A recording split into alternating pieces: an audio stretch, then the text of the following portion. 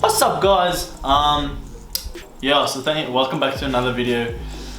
This is week 3 or 4. I lost count. I think it's week 3. It's the third video coming up, so it's week 3. I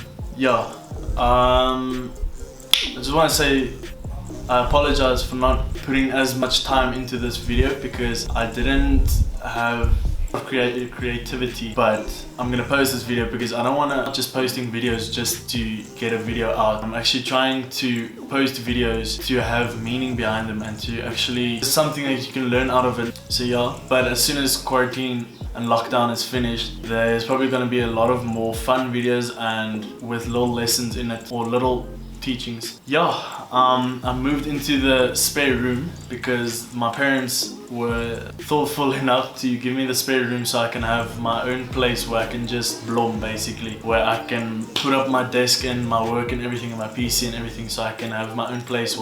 So yeah, I just think the topic I want to talk about is 3 tips on how to grow in relationship and intimacy with God. So we all have a lot of time on our hands now, but we don't use it efficiently and effectively to spend more time with God and less on the worldly things. So I caught myself the other day being more on Instagram than being in prayer with God. That was a little shocker, and then I realized I should actually put the worldly things aside and focus more on godly things, and then all my creativity just popped back in and I got to this video.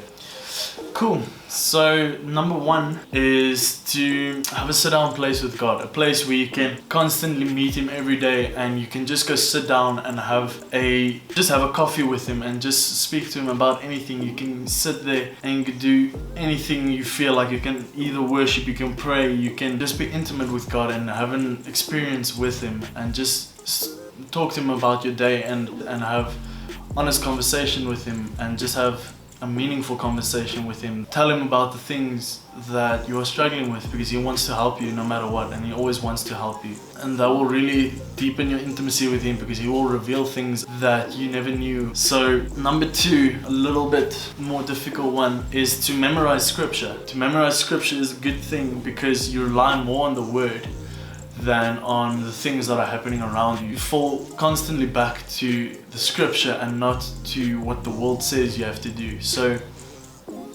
to use the example, as soon as I hear fear, I hear the word 2 Timothy 1 verse 7 that says, God has not given us a spirit of fear, but a spirit of power, peace, and sound mind. And it takes time to memorize the word, but as soon as you memorize the word, you realize that you have the strongest weapon against the enemy, and you start relying more on God's strength than on your own, and you'll start seeing God move in ways you never thought He would move. And you'll even see patterns and habits being broken, especially bad habits that aren't beneficial for your own life and that are prohibiting you from growing, and replacing them with new healthy habits that is going to make you feel so much better than you usually would.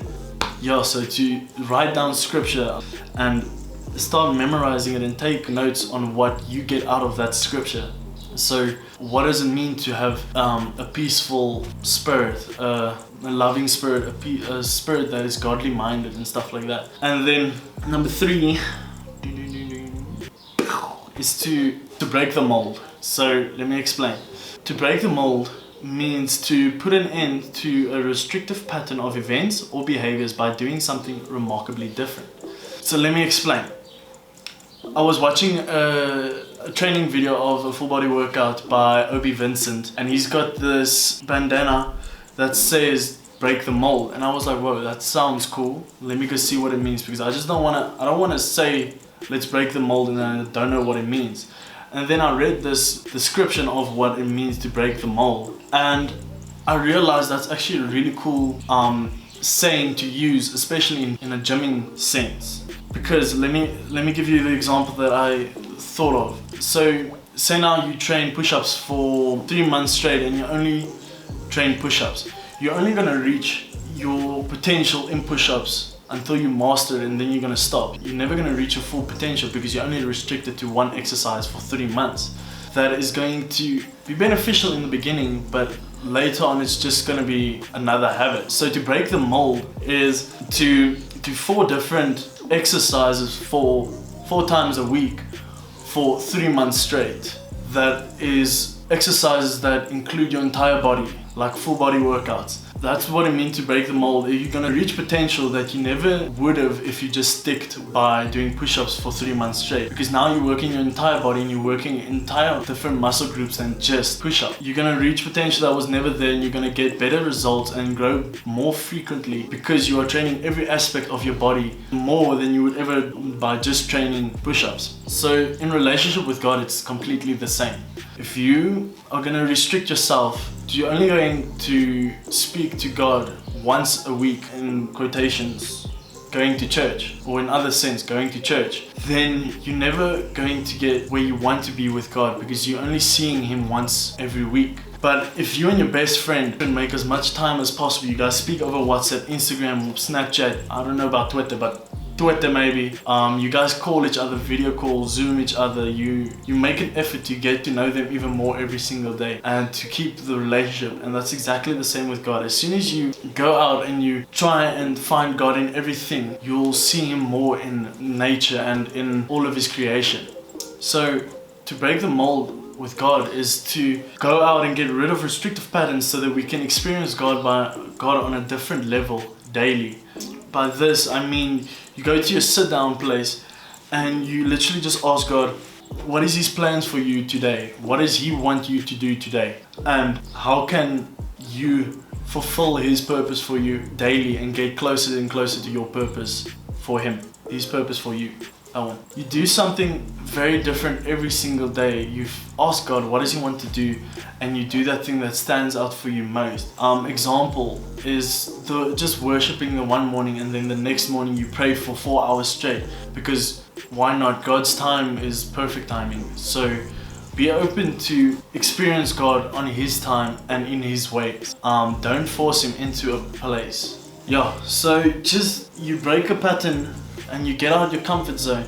For someone that is very structured and likes structure, it's going to be difficult for you to get out your comfort zone in the beginning because you like structure. You want to eat from between 8 and 9 you have to eat, and then from 10 to 12 you have to do homework and stuff like that. That's going to be challenging for you to get out your comfort zone and just tell God, okay, do with me what you want to do. Just work with me in this time. I don't care how long it takes. Just work with me and open things up and make me sensitive to your spirit so I can experience you more and experience things that I've never experienced before. And through that, you'll start growing in relationship with God and intimacy with Him, and you'll start learning His heart in things and through things. And you'll start to learn how to have fellowship with Him.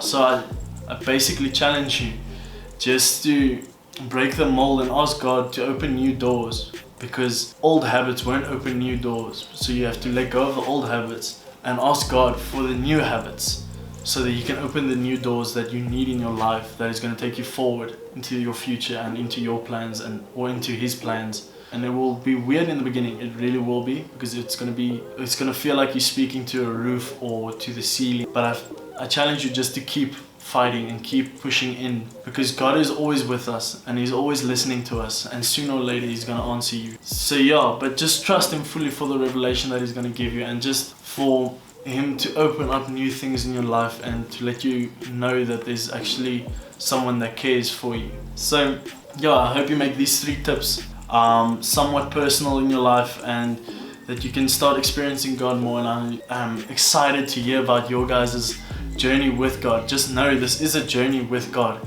So when times get tough, then just keep on pressing and just follow in. Just start memorizing more and more scripture and fight with the scripture, because that is the weapon of God, and that is the strongest weapon against the enemy. Cool. That's all for this video. I hope you enjoyed the video. Like, share, comment, subscribe. Let me know in the comments down below what you guys want to see next. And I hope you enjoy your week 4 further on. And I hope you enjoyed your week 3. Tell me what you did, what you didn't do, what you should have done. Thank you for watching. Person out. Broke they to break the restrictive pattern.